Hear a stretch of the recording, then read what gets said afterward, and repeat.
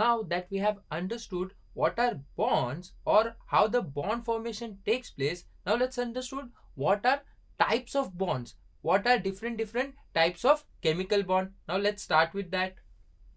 Now as you can see on the screen, your chemical bonds are divided into two types, that is interatomic and intermolecular. When I say about interatomic, as the name says, the bond between two atoms, correct? Bond between two atoms.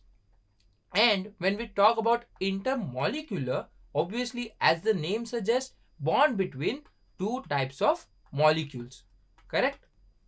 So now let's further understand what comes under interatomic and intermolecular. Now in interatomic, you have ionic bonds and there are covalent bond, then we have coordinate bond and we have metallic bond. So there are four types of bonds in interatomic.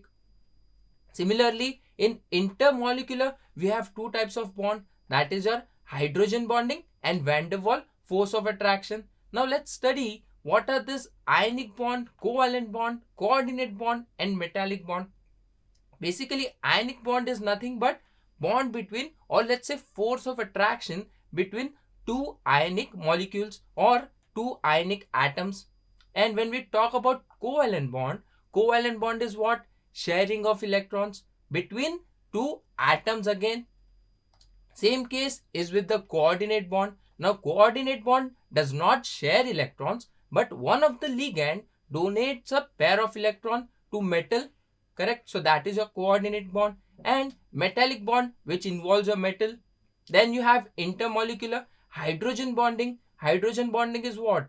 The bond between electronegative atom and hydrogen of two different elements. Same is the case with van der Waals force of attraction. Now let's further understand what is a interatomic and intermolecular and what is energy related to it. Now let's move ahead with it. So now let's talk about interatomic bond. Now as you know, interatomic bond, the energy should be higher. Why the energy should be higher, or let's say bond energy should be higher? In interatomic, there is a bond between two atoms, and in intermolecular there is bond between two different molecules. Obviously the interatomic bond will be stronger, correct? And intermolecular bond will be slightly weaker. So what is energy associated with it? Now what is energy associated with it? In interatomic bonding, the bond energy is 200 to 400 kilojoule per mole. And when we talk about intermolecular forces or intermolecular bonding, obviously the bonding is weak because it is between two different molecules and not atoms. So in intermolecular, as you can see on the screen, the energy is 20 to 40 kilojoule per mole, and what was in interatomic? It was 200. So you can see there is difference by 10 times of it, correct? So this is very huge difference. So let's take example of intermolecular forces.